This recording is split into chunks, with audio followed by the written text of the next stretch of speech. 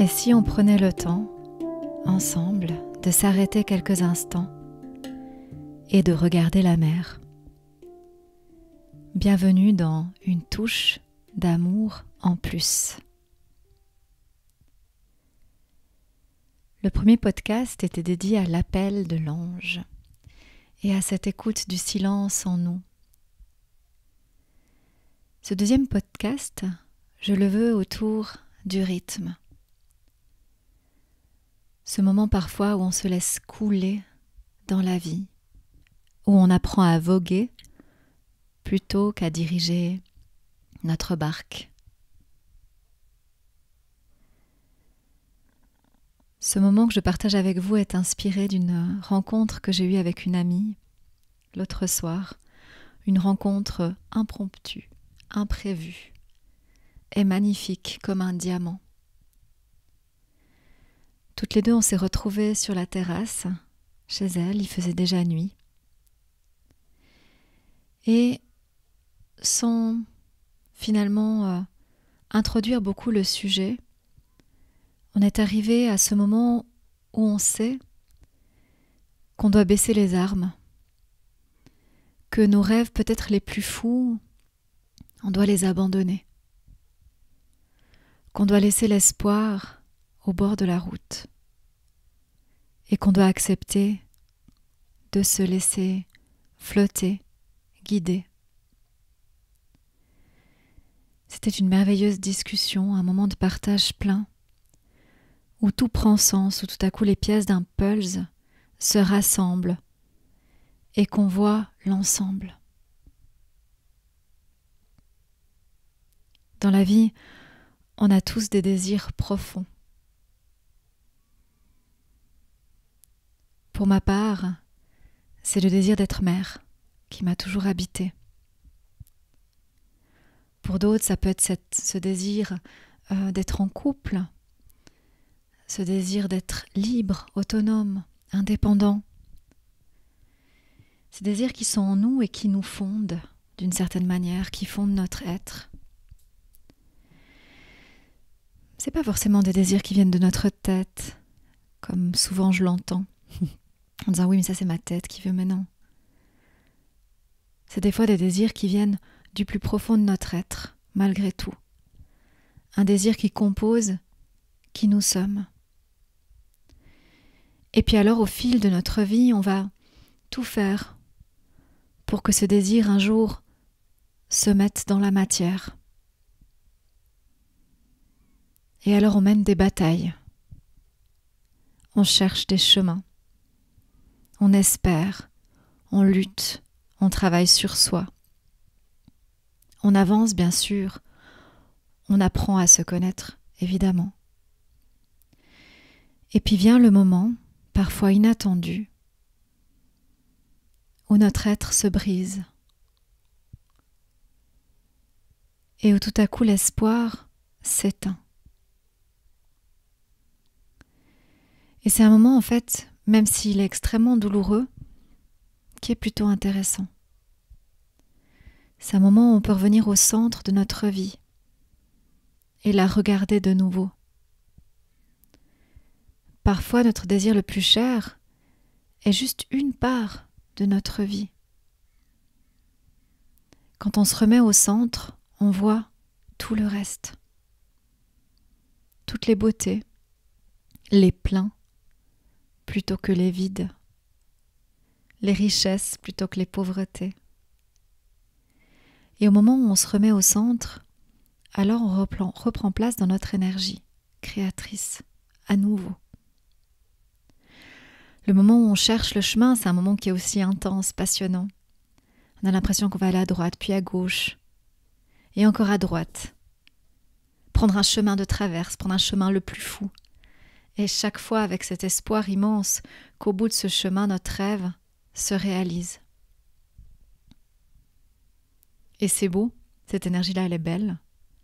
Pour ma part, je l'ai eue pendant 15 ans. C'est l'énergie de l'espoir. En fait, c'est une de mes préférées. J'adore l'espoir. J'adore espérer. J'adore être espérante. J'adore rêver. j'adore croire, j'adore avoir la foi. J'adore tout tenter. J'adore voir à quel point on peut déployer des énergies les plus folles pour arriver à réaliser un rêve. J'adore voir ça chez moi et je savoure de le voir chez mes clients. L'énergie déployée, quand au bout de cette énergie, on espère toucher le rêve. Et alors bien sûr, quand le rêve est au bout du chemin, alors ça doit être merveilleux. Mais parfois le rêve n'est pas au bout du chemin. Peut-être plus tard, peut-être autrement, mais pile à un instant T, on réalise qu'il n'y a plus de chemin et que le rêve n'est pas au bout du chemin. C'est un moment qui peut être d'une grande souffrance, immense douleur, où toute cette énergie déployée tout à coup tombe dans le vide. Et d'ailleurs, on peut avoir l'impression de tomber, de sombrer, de ne plus savoir tout à fait qui on est, si on n'est plus dans cet espoir-là.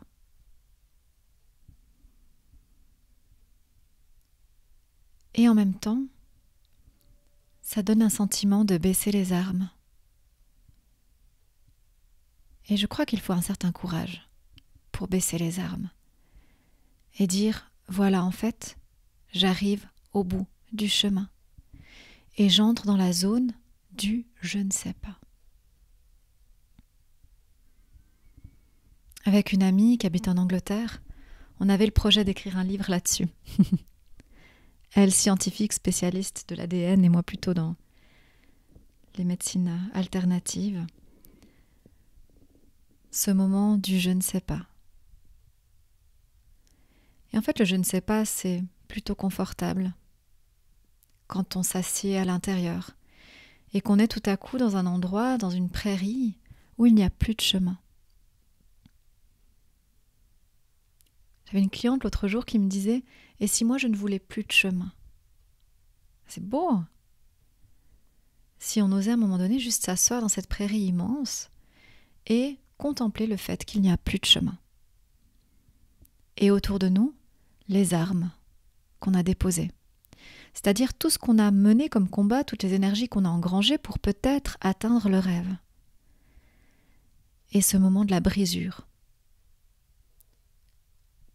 J'aimerais dire le deuil du rêve, mais c'est peut-être pas tout à fait ajusté. C'est peut-être le deuil de l'espoir, momentané ou permanent. Est-ce qu'on fait le deuil d'un rêve ? Que fait-on d'ailleurs de la part de nous qui garde les rêves ? La gardienne du rêve, le gardien des rêves. Est-ce qu'on peut lui transmettre un autre rêve ?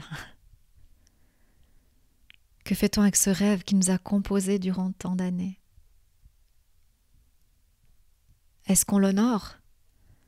Parce qu'il nous aura amené tellement de connaissances de soi d'abord, de rencontres, peut-être de richesses, de force.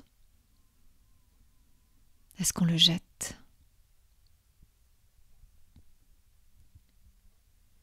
Quand on fait le lien avec l'ange, en tout cas dans les dialogues que je transmets, l'ange part souvent du rythme.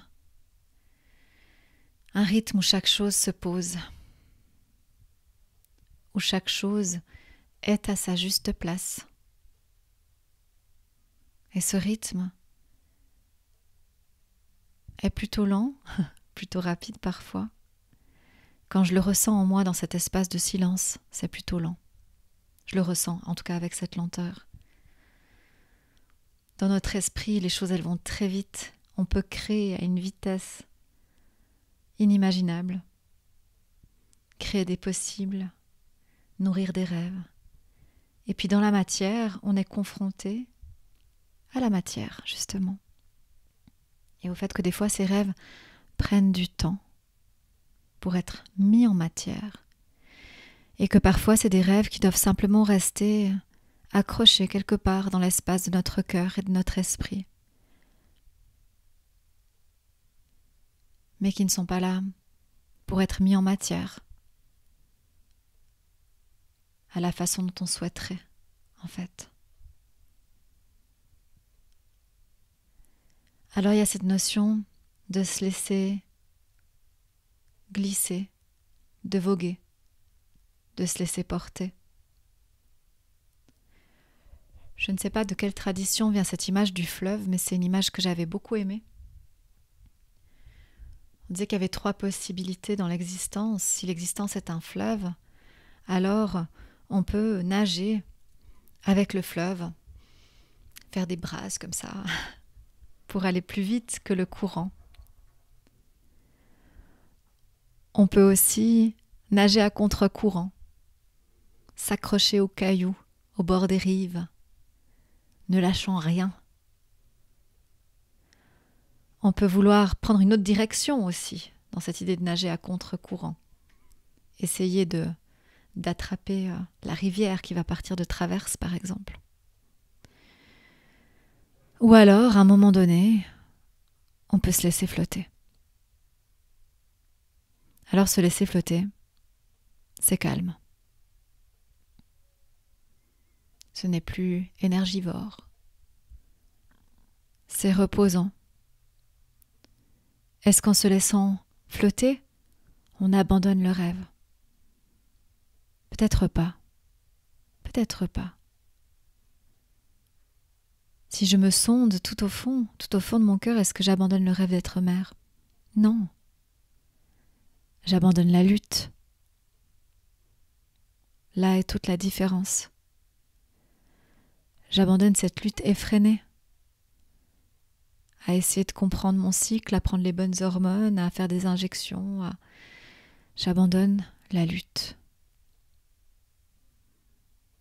Et bien sûr, puisque ma lutte à moi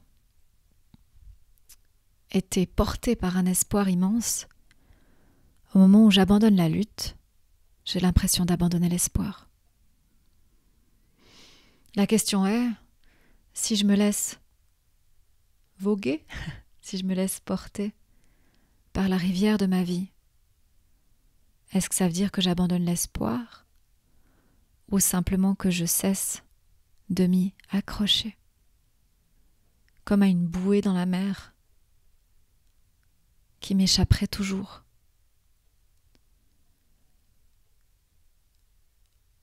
L'ange m'avait dit une fois, pour tout à fait autre chose, il m'avait dit « lâche la pierre ».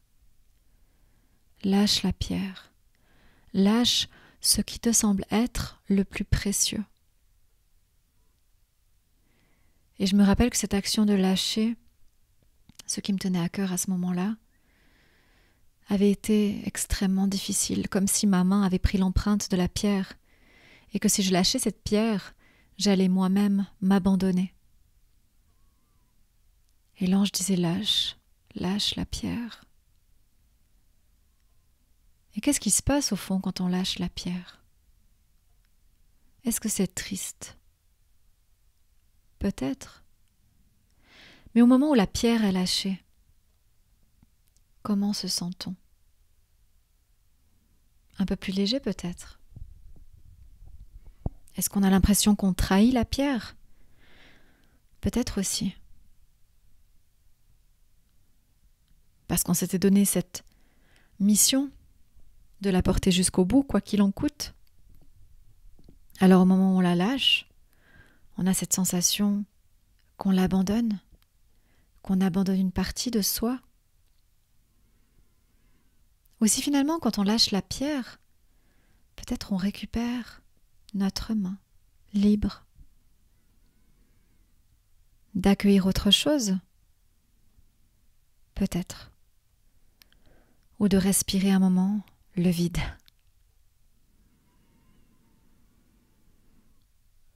On me dit parfois en séance, mais qui je suis si je lâche ce travail, par exemple? Si je cesse de m'occuper de mes parents? Si je dis à mon enfant que maintenant il faut vraiment qu'il se débrouille par lui-même? Qui je suis? Question essentielle qu'on se pose en fait certainement à plein de moments de vie. On lutte pour quelque chose et au moment où on lâche la lutte, qui je suis? C'est quelque chose qu'on retrouve aussi dans des parcours où on se bat par exemple contre une maladie, puis tout à coup, en fait on est guéri. Et puis à ce moment juste après, le vide.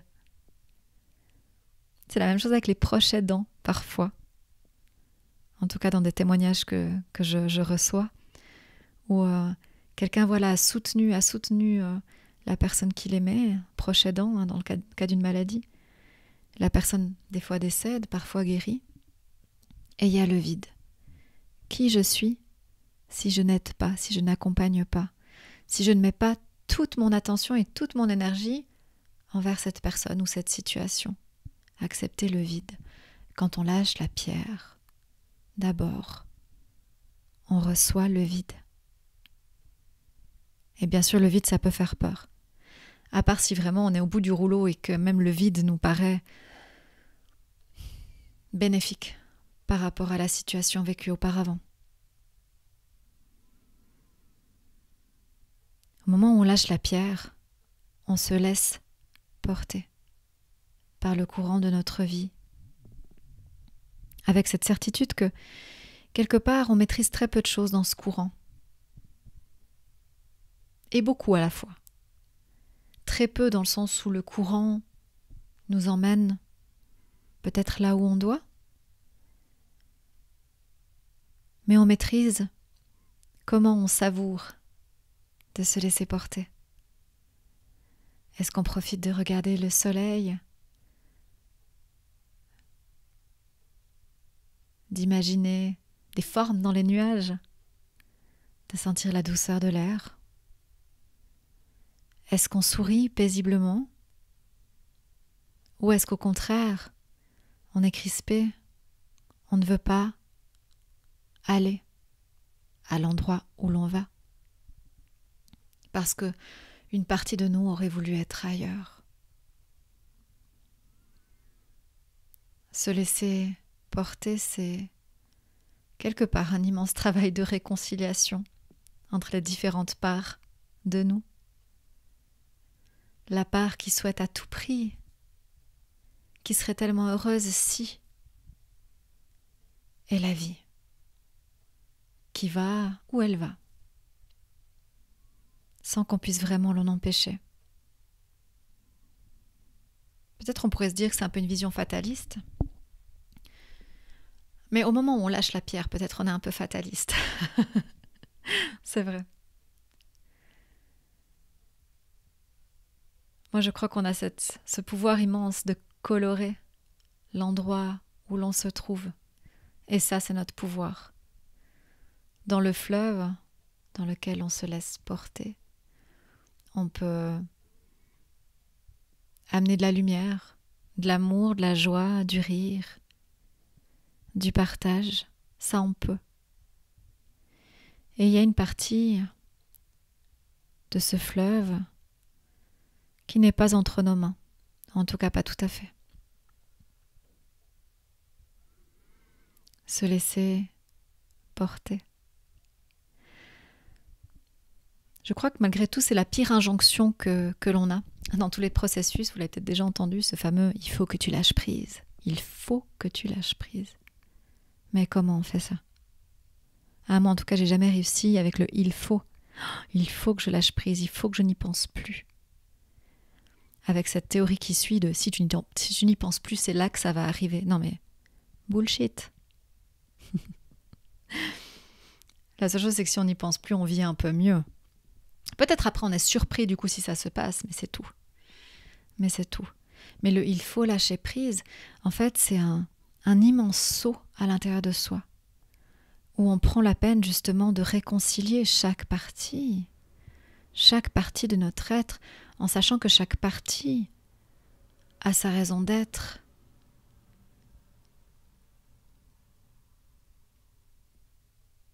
Il n'y a rien de futile dans ce que l'on souhaite. Ça répond toujours à des besoins immenses. Immenses. Quelqu'un, par exemple, qui souhaiterait à tout prix le succès, de devenir Instagrammeur, ce genre de choses.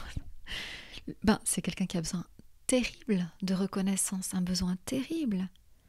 C'est quelqu'un qui va s'accrocher à ça.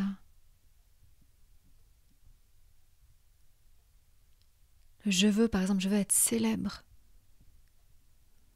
On peut se dire, ah mais c'est un peu futile comme besoin. Mais non, c'est un besoin terrible de reconnaissance. Besoin d'être aimé, d'être validé. Et du coup, ça crée une urgence dans l'être. Et puis ça, on en voit souvent. Souvent, vraiment souvent. Mais il n'y a rien de futile, c'est juste des besoins. Des besoins en nous qui appellent hyper fort. Et des fois qui veulent se concrétiser peut-être de manière pas tout à fait ajustée. Le besoin, par exemple, d'être en couple. Mais c'est un besoin des fois terrible de tendresse, de partage. Il y a des choses qu'on ne peut pas se donner soi-même. Notamment la tendresse du regard. On peut se donner de la tendresse à soi-même, bien sûr. C'est incomparable à la tendresse qu'on reçoit tout à coup d'un autre être, qui nous regarde et pour qui on est à ce moment-là l'unique. Alors ce besoin, par exemple, d'être en couple, c'est un besoin qui est tellement louable, tellement beau. Ce besoin de partage, de tendresse, d'être aimé sincèrement. On ne peut pas dire à cette part en nous, tais-toi. On ne peut pas taire l'espoir, on ne peut pas taire le besoin. Par contre, si on arrive à un moment donné à se laisser couler, alors c'est qu'on aura réussi à réconcilier ces parts en nous. Amener toutes ces parts au centre, revenir au cœur du « on ne sait pas, il n'y a plus de chemin possible pour arriver à cet objectif ». Par contre, juste là, j'ai la capacité de me laisser porter. Comme je l'ai dit au départ, baisser les armes, ça demande un certain courage. Alors si quelqu'un autour de vous baisse les armes, accueillez juste ça, cette vulnérabilité immense au moment où on dit « je ne sais plus, je n'ai plus de chemin ». La personne n'a pas besoin de retrouver un chemin tout de suite. Peut-être qu'il n'y aura plus de chemin pour ce thème-là. Alors peut-être qu'il faut juste l'accueillir avec tendresse et lui dire « en fait c'est ok, baisse les armes ». Et comment je peux faire pour que ce soit doux pour toi au moment où tu baisses les armes. Baisser les armes, se laisser porter, c'est peut-être pas l'attitude qu'on connaît le plus. On aura envie de dire mais vas-y, crois-y encore, bats-toi, il y a encore des possibilités. Tant que c'est pas fini, c'est pas mort. Ou tant que tu n'es pas morte, c'est pas fini, etc. Pour plein de thèmes différents. Puis peut-être des fois il faut juste accueillir et dire mais laisse-toi. Laisse-toi couler, accepte quelques instants qu'il n'y a plus de solution. Qu'il n'y a plus de solution et respire. Respire. Et dans cette zone où on respire, alors on peut ajouter la touche d'amour en plus. De l'amour pour soi, de l'amour pour l'autre et de l'amour pour les parts de nous qui, à un moment donné, abdiquent.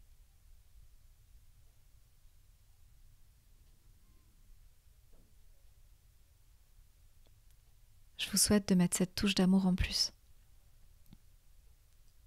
sur les parts de vous qui luttent et qui ont raison de le faire, qu'elles le fassent jusqu'au moment où elles auront besoin de ce repos.